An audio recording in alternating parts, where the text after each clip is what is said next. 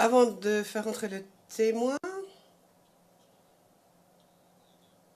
je tiens à donner la parole aux autres parties en ce qui concerne bien sûr la demande de la défense de M. Gbagbo qui a été exprimée hier.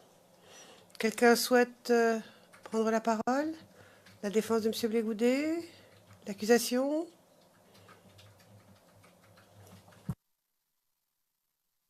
Mr. Knops, yes. Good morning, Mr. Maître Knops, le président.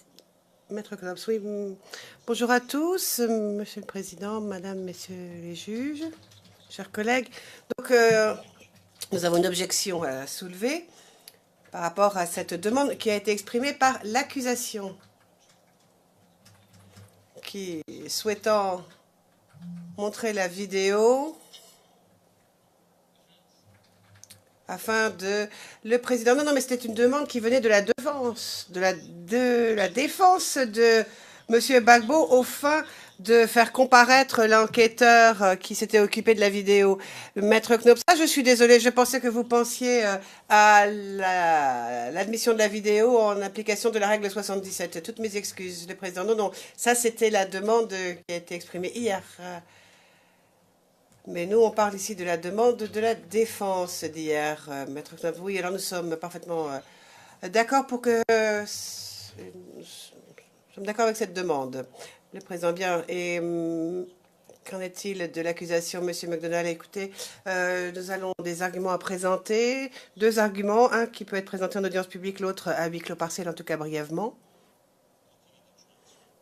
Alors, j'ai étudié la transcription et j'ai étudié les réponses et les questions posées au témoin 106. Les réponses sont au compte-rendu.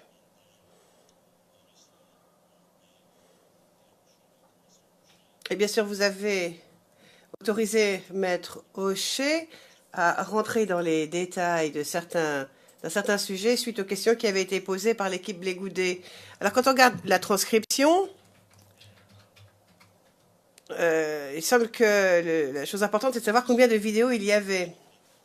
C'est pour ça que des questions ont été posées, pour avoir des informations sur le nombre de vidéos. Et ainsi, Maître Hochet peut faire sa demande.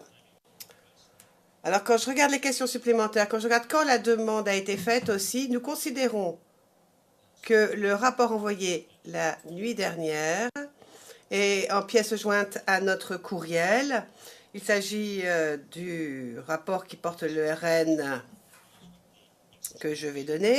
Alors, c'est un rapport qui porte sur la façon dont la vidéo a été extraite du portable du portable du témoin le 26 mars 2012 lors de l'interview. Alors, je ne vais pas donner de nom en audience publique, surtout pas de nom d'enquêteur. Peut-être on peut donner le nom d'un technicien, mais certainement pas le nom d'enquêteur. Ils sont encore sur le terrain.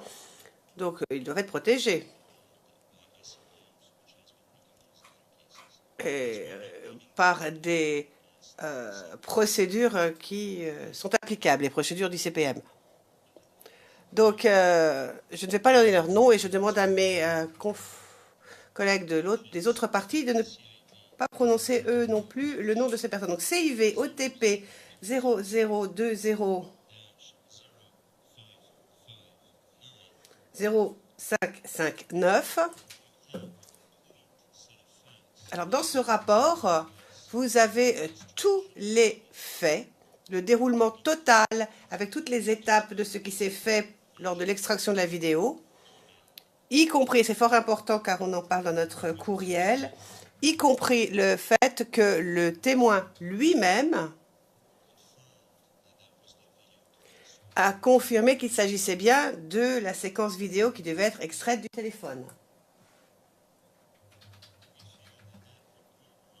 D'après nous, ce rapport est suffisant. Toutes les questions trouvent réponse dans ce rapport. Et donc, nous voudrions verser ce document au dossier. Et je tiens à dire que la défense de M. Gbagbo détient ce rapport depuis le 7 mai 2012. Il a été communiqué pour la première fois ce jour-là. Et en ce qui concerne l'équipe Blé Goudet, elle l'a reçu lorsque lors de l'étape de préconfirmation, tout le dossier qui avait été communiqué à l'équipe Gbagbo a été communiqué à l'équipe Blé Goudet le 9 mai 2014. Ensuite, M. Garcia a parlé d'un rapport qui a été rédigé par l'un des enquêteurs qui était présent, parce qu'il y avait un enquêteur qui posait les questions lors de cet entretien et une autre personne qui l'aidait. Et c'est de cette autre personne que nous parlons. Alors là, il s'agit d'un document qui porte la code CIV OTP 0021 1004, qui a été communiqué le 15 mai 2012 à l'équipe Gbagbo et le 9 mai 2014 à l'équipe Blé Goudet. Je tiens à vous rassurer à nouveau, Madame, Messieurs les juges, si tant est que je le puisse, en tout cas par rapport à cette vidéo, sachez que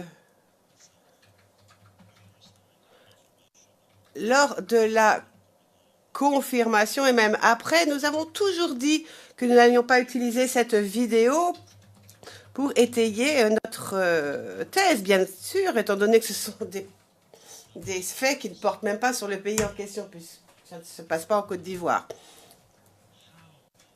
Donc je pense que les choses sont claires. Alors, dans le rapport, vous saurez dans quelles circonstances les enquêteurs ont posé des questions aux témoins sur la vidéo. Ils ont posé des questions aussi sur la façon dont la vidéo a été récupérée. Alors, c'est un rapport qui a en effet été écrit le 7 mai 2012, a posteriori bien sûr, mais regardons la vidéo. Parfois, les enquêteurs ne parlent pas la langue du témoin, c'est pour ça qu'on a l'interprète. Alors on a la vidéo, le témoin nous donne la vidéo, on prend la vidéo de toute façon, et c'est après qu'on vérifie si c'est pertinent ou non. Si on peut le faire tout de suite, on le fait tout de suite, mais sinon, on le fait après. Et si le document ne contient pas de document tombant sous le coup de la règle 77 ou qui pourrait être à décharge, eh bien, on ne les récupère pas forcément. Mais là, c'est une vidéo qu'on nous donne, on la prend, on ne la ramène. Ensuite, ça a été envoyé à l'unité au LSU, donc à l'unité linguistique du bureau du procureur, afin d'avoir une transcription pour qu'on comprenne ce qui est dit. Et c'est à ce moment-là que des fonctionnaires du bureau du procureur ont dit aux enquêteurs qu'on parlait swahili sur cette vidéo. En plus, un swahili kényan.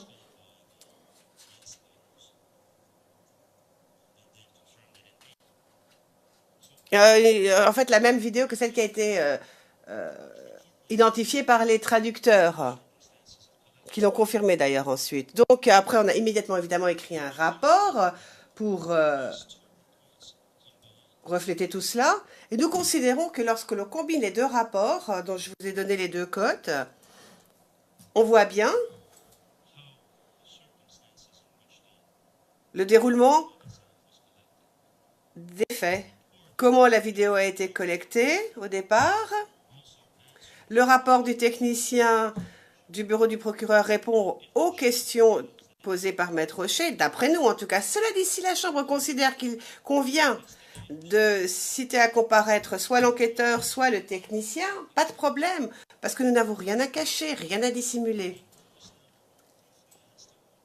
Alors, là, pour que vous preniez cette décision, je pense qu'il faut que nous passions à huis clos partiel maintenant afin que je vous expose certains arguments supplémentaires. Le président, très bien. Passons à huis clos partiel. Allez-y, maître Altit.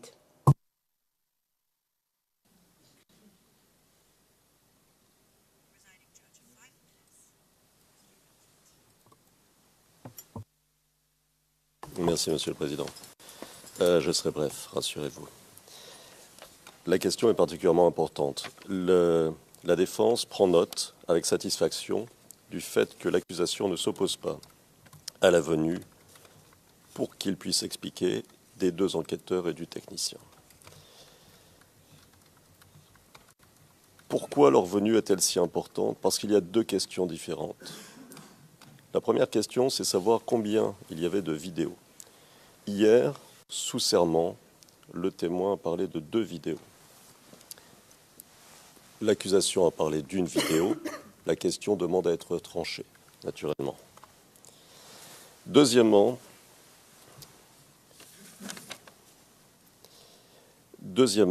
la question de la vidéo kenyane. Dans la déclaration du témoin, qui a été acceptée comme un tout, puisque le procureur a choisi de lui-même de faire venir le témoin sous l'article 68, et que le représentant du bureau du procureur a demandé au témoin en préalable si tout était vrai, n'est-ce pas? À partir du moment où le témoin répond « oui, tout est vrai », y compris tout ce qu'il a dit sur cette vidéo, qui d'après lui se déroulait à Yopougon. Alors, de 2 choses l'une.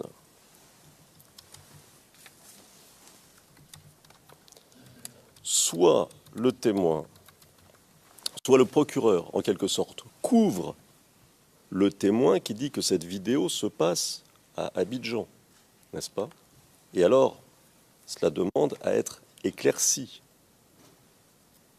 Soit l'accusation sait, parce qu'il y a des éléments, notamment les éléments des rapports qui nous ont été fournis, que la vidéo concerne des événements s'étant déroulés au Kenya, et alors ça pose aussi une question.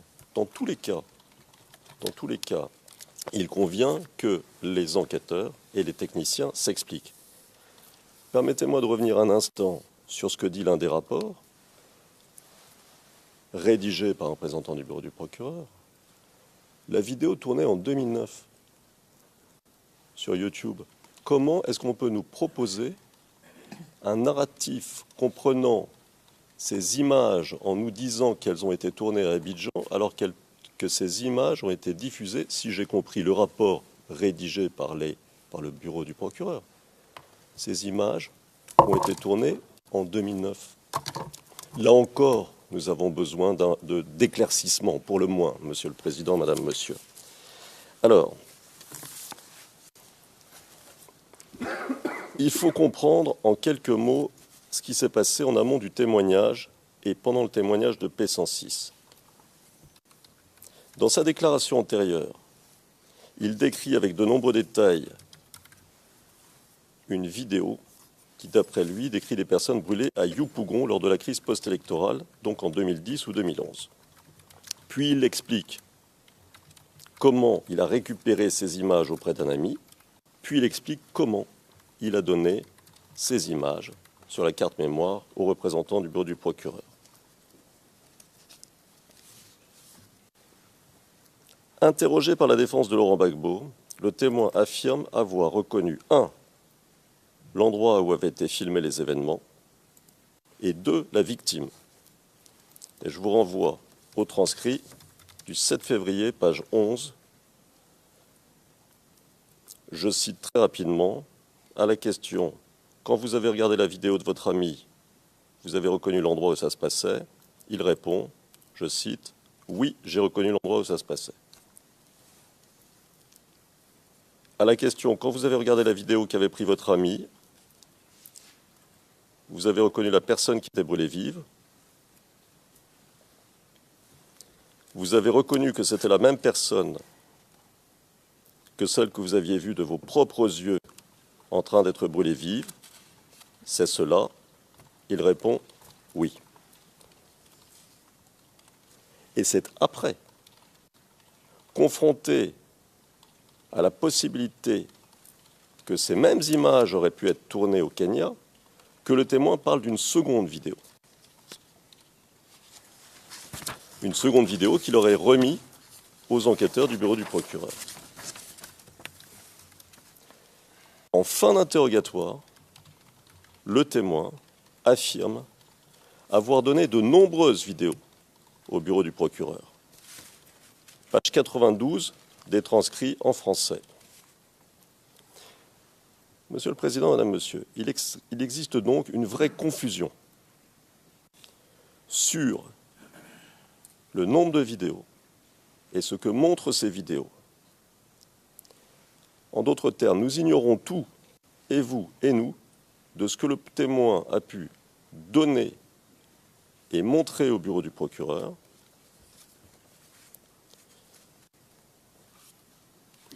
Et les rapports qui nous ont été donnés, j'en ai pour quelques secondes, et les rapports qui nous ont été donnés hier, ou plutôt qui vous ont été transmis hier et qui nous avaient été donnés précédemment, ne clarifient absolument pas ces points.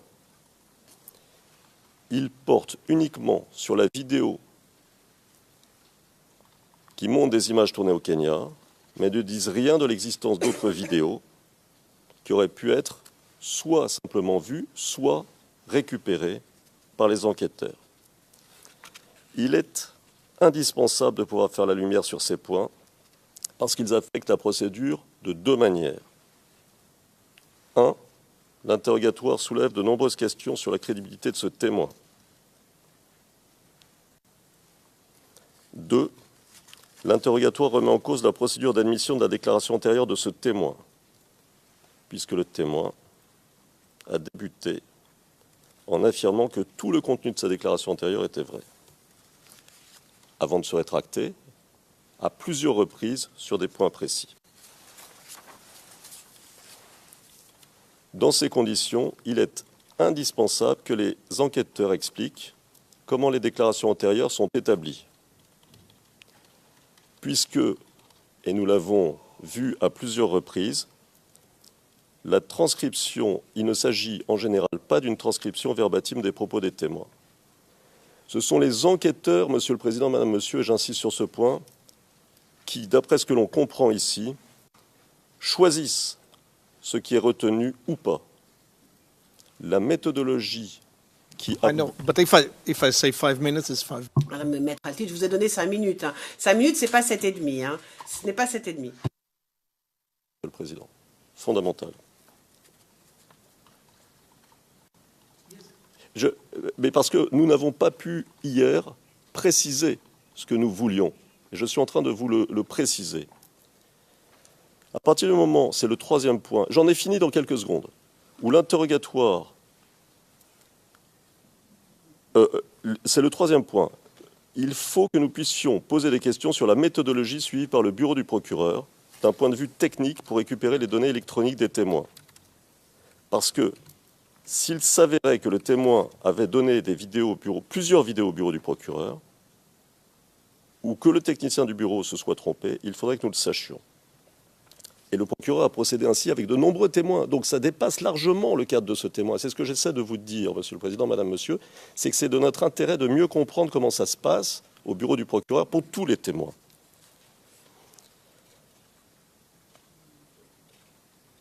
Il nous faut entendre les enquêteurs pour comprendre ce qui s'est passé.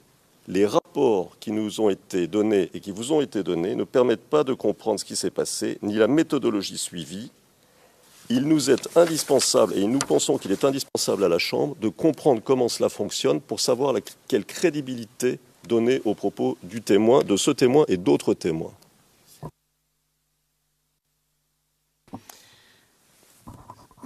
That was 9 minutes. Bien, je note 9 minutes. Je serai beaucoup plus strict en ce qui concerne le temps alloué à l'avenir. Sachez-le, parce que, et ça s'applique à tout le monde, hein, parce que lorsque l'on déborde et que l'on dépasse les délais, ça a un impact sur tout le procès. Bien. Maître Chaix, mais je n'ai pas d'argument à présenter, mais je tiens juste à dire qu'à la page 11, ligne 7, Maître Altit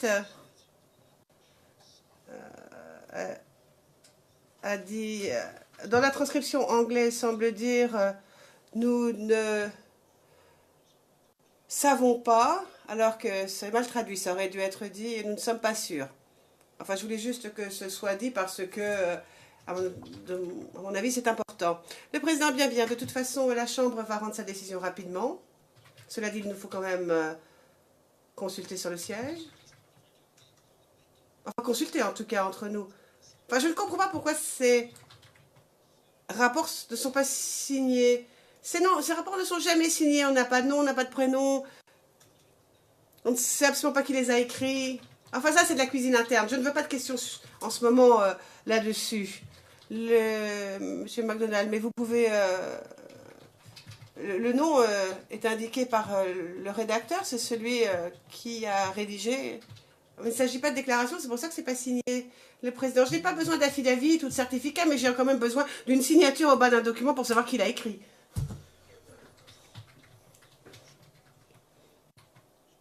Mais je vais demander maintenant à notre huissier d'audience de faire rentrer le témoin.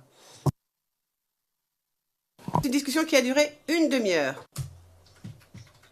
Bon, cela, fort heureusement, n'aura aucun... Non, Monsieur McDonald, s'il vous plaît, le président, laissez-moi finir. On doit en avoir fini demain. Monsieur McDonald, mes collègues quittent le prétoire. Mais ils vont quitter le prétoire, il ne faudrait pas qu'ils rencontrent le président. Pas de problème. I just wanted to say Le président, je voulais juste dire que nous avons passé une demi-heure sur ce sujet, mais que cette demi-heure n'aura pas de répercussions sur la durée allouée à tous pour leurs interrogatoires sur ce témoin. Cela dit, le témoin doit avoir fini sa comparution demain soir au plus tard.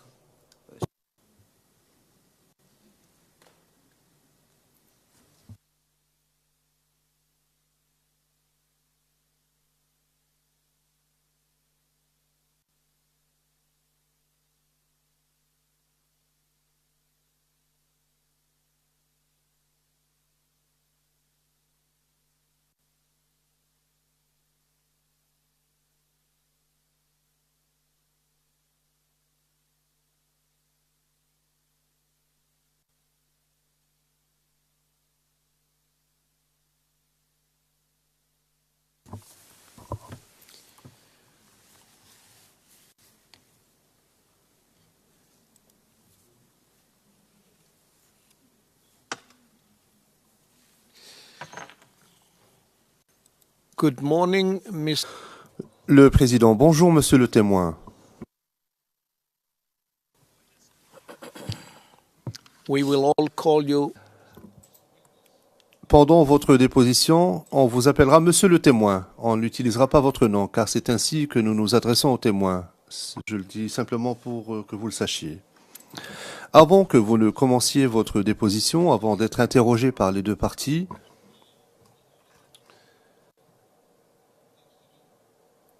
nous devons vous faire part de quelques consignes. Est-ce que vous m'entendez bien?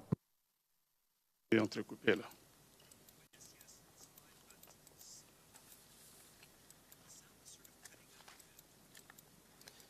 Well, we try to. Le président, nous allons faire de notre mieux, mais s'il y a un problème technique, n'hésitez pas à me le faire savoir. Je disais donc, je dois vous demander de vous identifier au fin du compte rendu. Alors, donnez-nous votre nom complet, ainsi que votre date et lieu de naissance et votre nationalité. Je me lève ou bien?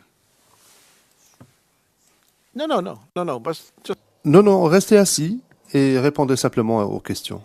Votre nom, Sinali, je suis né le 3 mars 1949 à Mankono, Côte d'Ivoire, des nationalités ivoiriennes.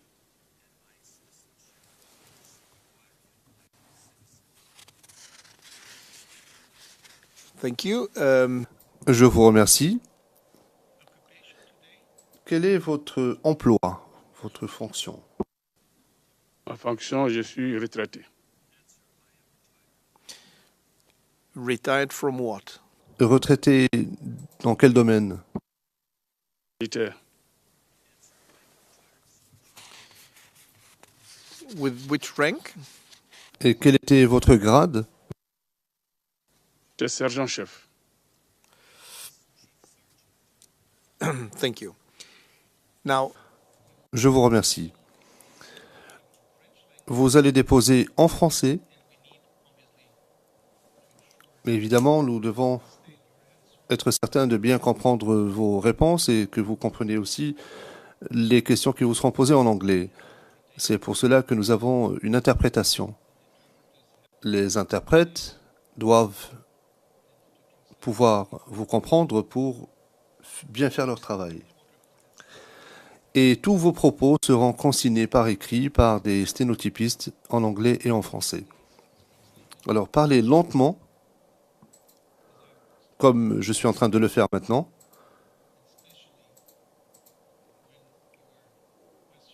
Et lorsque vous êtes interrogé en français, lorsque les questions sont posées en français, il y a toujours un risque que vous répondiez immédiatement. De temps à autre, je vais vous faire un signe de la main pour vous indiquer que vous devez ralentir, de ménager une pause entre vous et la question pour que le compte-rendu soit clair et que l'interprétation soit claire. Est-ce que cela vous convient? okay. Très bien.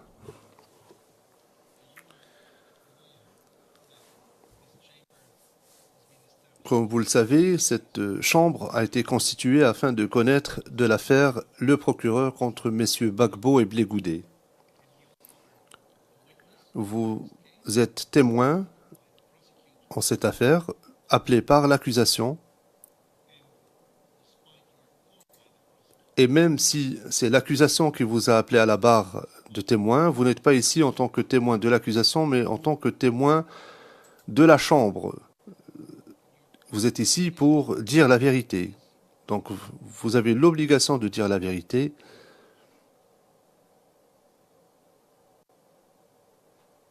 Est-ce que vous comprenez cela? Okay. Bien. Si à un moment ou un autre, dans le cadre de votre déposition, vous avez des difficultés ou vous avez besoin de quelque chose, veuillez vous adresser à moi et nous réglerons la situation. Avant de donner la parole à monsieur le procureur, je vais vous demander de prendre un engagement solennel. Vous allez prendre l'engagement de dire la vérité. C'est ce qu'exigent les textes de la Cour. Alors je vais vous demander de lire à haute voix la formule que vous avez sous les yeux. To this effect, thank you. Merci.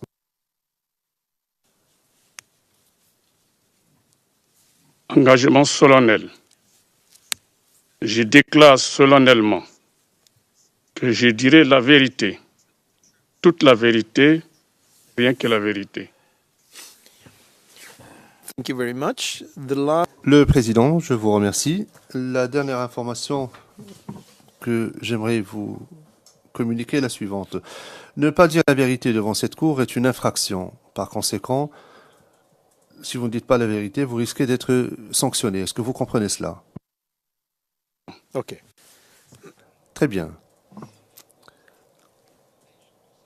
Dernière recommandation, pour récapituler, parlez lentement, dites la vérité.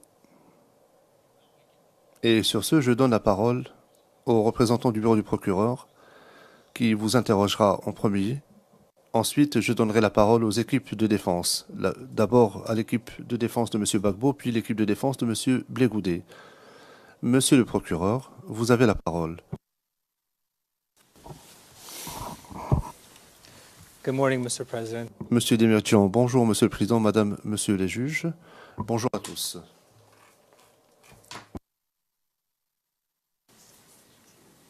Bonjour, monsieur. Je m'introduis, je suis Alexis Demirjian, substitut du bureau du procureur. On s'est rencontrés très brièvement il y a 2 jours pour faire connaissance. Donc vous avez déjà répondu à quelques questions au juge qui préside. J'aimerais vous poser quelques petites questions sur votre parcours personnel et professionnel avant de passer à la substance de votre témoignage. D'accord? Vas-y.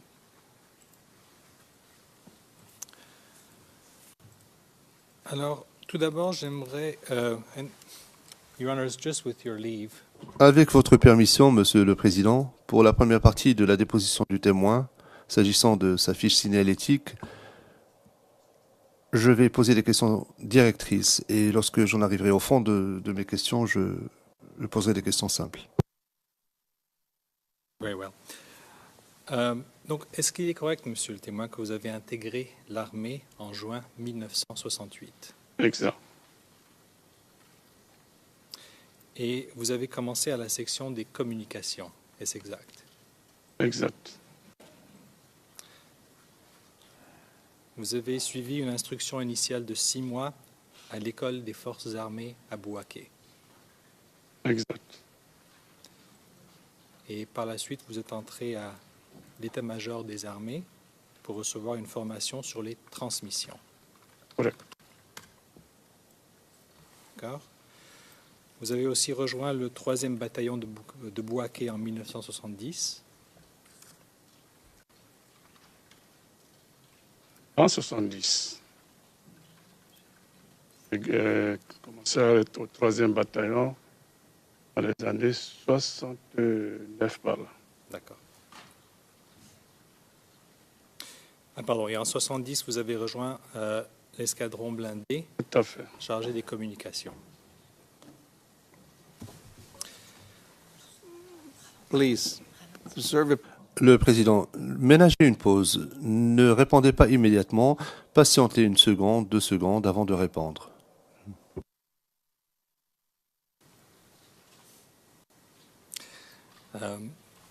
Il est exact qu'en 1971, vous avez intégré le ministère de la Défense, service spécialisé, et vous avez fait de l'écoute internationale pendant 5 ans. C'est exact.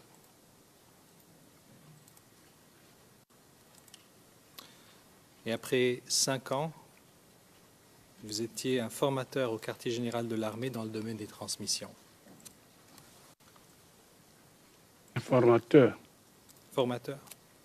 Formateur, pas informateur. Formateur, c'est ça. Et enfin, de 81 à 84, vous étiez à la présidence, n'est-ce pas? Oui.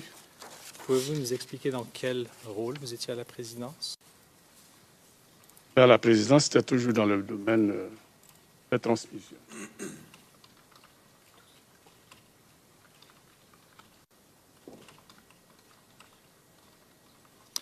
Pouvez-vous nous décrire vos fonctions dans ce domaine des communications pendant ces 3 années à la présidence? Pendant ces 3 années à la présidence, c'était toujours le service de transmission, la radio.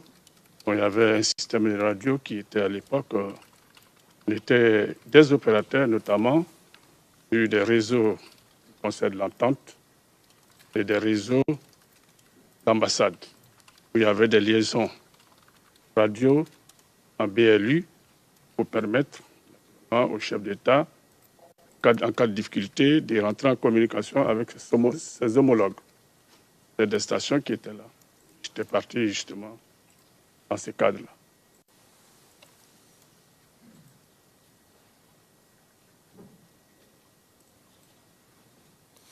Vous étiez basé où durant cette période? Le bureau, bien, oui, moi-même, je dormais. Le bureau, pardon. Le bureau était à l'intérieur de la présidence.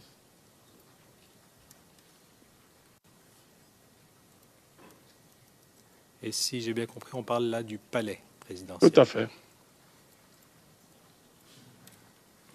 D'accord. Par la suite, après 84, qu'avez-vous fait? Après 1984? Après 1984, bon, toute modestie mise à part, quand je suis parti à la retraite en 1984, les autorités d'alors ont estimé que je pouvais servir toujours là-bas, dans le même domaine. Et c'est ainsi, je suis resté en tant que personnel civil, mais toujours dans le même service. Et cela jusqu'au 31 janvier 2001. Est-ce exact? Jusqu'au 31 janvier 2001, exact, oui. D'accord. Pouvez-vous nous expliquer pourquoi vous avez arrêté de travailler à cette date? Bon, à cette date, bon, j'avoue, il y a eu vraiment les élections. Et à l'issue des élections, je suis resté. À un moment donné, il y a des gens qui sont venus me voir. J'estimais, enfin, je vais dire un homme, le colonel Gogoumark, à l'époque, qui jouait le rôle de responsable des renseignements au CCR, est venu me voir pour dire, bon, compte tenu du fait que tu sois du Nord et que tu informes M. Bédier de temps en temps, ce ne serait pas bon qu'on te garde. J'ai répondu qu'en toute sincérité, je n'ai aucun moyen de rentrer en contact, que je suis du Nord et que même je suis RDR. Et je suis du Nord, que je suis RDR, et qu'il ne pouvait pas me garder. J'ai dit au colonel Gogoumark que c'est vrai, je suis du Nord, mais ça ne fait pas autant pour moi, un militant du RDR, tant bien que moi-même je suis un militant du PDCI, parti dans lequel je cotisais de l'argent, et le RDR étant un parti légal, légalement reconnu, rien ne m'empêchait de militer là-bas. Mais pour le moment, je n'étais pas RDR. Et en plus, mes rapports avec le président Bédier, ce n'est pas fondé, je n'envoie aucune information au président Bédier. Mais néanmoins, si vous estimez que ma présence vous gêne, en toute sincérité, je préfère partir. C'est ainsi, pour éviter, naturellement, pour ma propre sécurité, j'ai estimé qu'il était bon que je parte. C'est ainsi que je suis parti.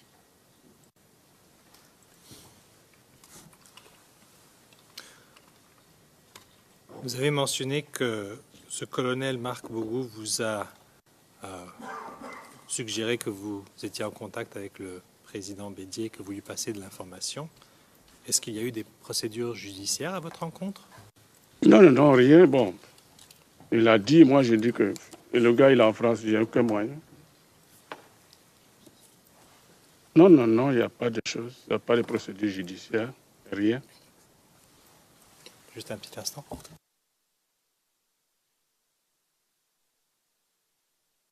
Excuse. Très bien.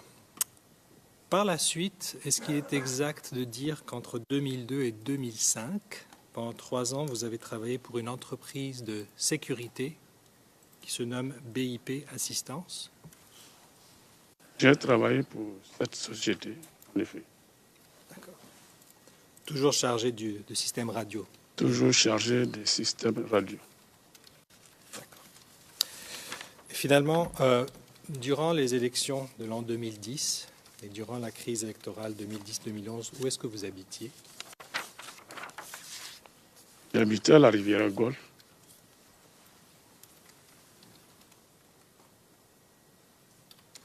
Pour être clair, à Abidjan. Abidjan, oui, à la rivière Golfe, Abidjan. D'accord. J'aimerais que vous nous parliez un petit peu, donc, maintenant des écoutes que vous faisiez. Quand est-ce que vous avez commencé à faire de l'écoute privée? Bon, véritablement, je n'ai pas fait d'écoute privée. C'est occasionnellement, quand il y a des événements qui se passent. Mais je l'ai fait spécialement dans l'événement de 2000, après les élections, là. Bon, sinon, je n'ai pas fait d'écoute. J'écoute des réseaux. Pourtant, il faut dire entre parenthèses que les écoutes, tout le monde en fait à Abidjan, hein, à l'époque. Tout le monde en faisait à Abidjan. Il suffisait d'avoir un petit poste B.A.B.A.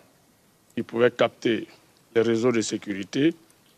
Tout le monde l'écoutait parce qu'apparemment, il n'y avait pas de sécurité, il n'y avait pas de protection sur ces réseaux. Donc, si vous avez la chance de tomber sur une fréquence qui émet, vous écoutez. Donc, je dirais qu'il y avait un système installé pour écouter, non.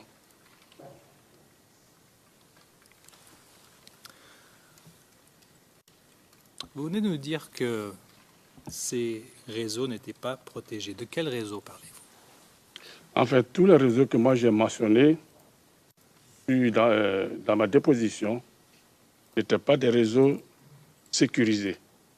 J'appelle les réseaux sécurisés où personne ne peut entendre à part ceux qui sont dans le réseau. Mais apparemment, c'était des réseaux, à l'époque, ces réseaux n'étaient pas sécurisés.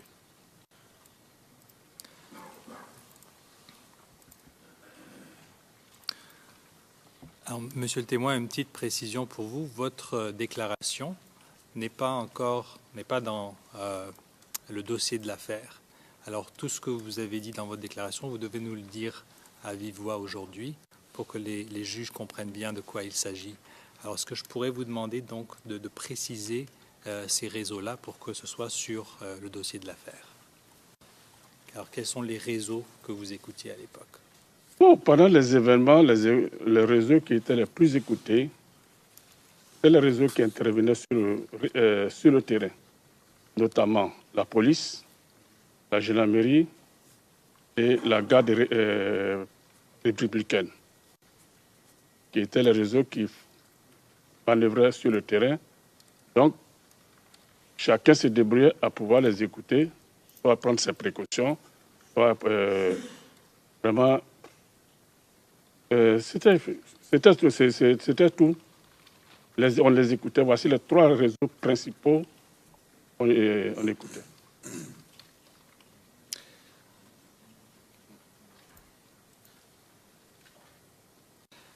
Alors, pouvez-vous brièvement nous expliquer quel genre d'équipement vous aviez en votre possession pour pouvoir écouter ces transmissions? Bon, ce qu'on avait comme appareil, comme je vous l'ai dit, monsieur le procureur, il n'y a pas un appareil professionnel qu'il fallait pour pouvoir écouter ces réseaux.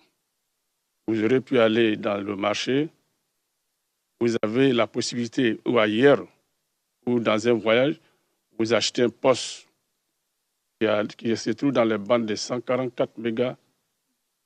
Vous pouvez, dans cette bande, puisque généralement c'est la bande low force trafiquant, vous pouvez écouter toutes les émissions sans problème.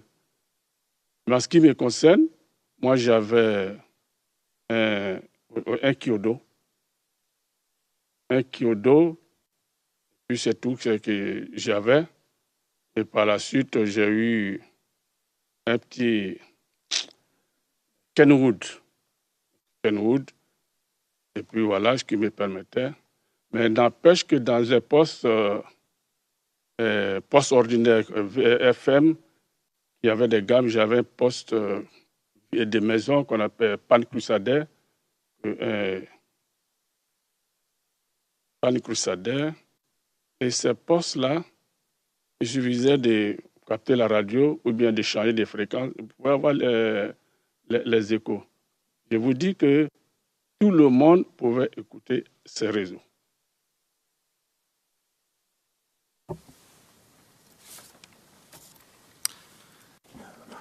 Pouvez-vous nous expliquer les trois organisations que vous avez mentionnées, la police, la gendarmerie et la garde républicaine, sur quelle fréquence est-ce que ces organisations opéraient? Bon, je vous le dis qu'ils étaient tous sur la bande de 144 mégas.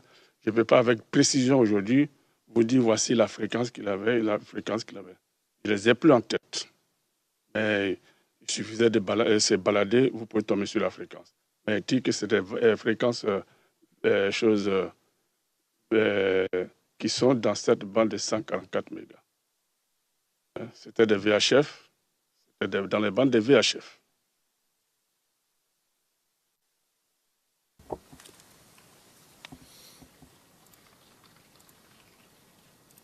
Pour la clarté du dossier, VHF, c'est très haute fréquence, n'est-ce pas? Oui. OK. Alors, vous avez parlé de 144 mégas. Pouvez-vous nous expliquer très rapidement, lorsque vous faites de l'écoute, comment vous faites pour changer? Est-ce que vous savez d'abord quelle organisation, à l'époque, opérait sur quelle fréquence? Est-ce que vous aviez une façon, une manière de savoir et de changer de fréquence pour trouver? Bon, non. Quand vous, quand vous trouvez une émission, la fréquence, elle est fixée sur votre poste. Un genre de scanner, par exemple. Vous avez la fréquence, vous notez la fréquence. Ah, sur telle fréquence, je viens d'avoir soit la police, soit la gendarmerie, soit la GR. Et ces fréquences, vous la notez au fur et à mesure. Si vous devez écouter, vous êtes facilement à l'aise, vous basculez sur la police, la gendarmerie ou la garde républicaine. Il n'y a pas à dire que, bon, puisque vous avez déjà noté.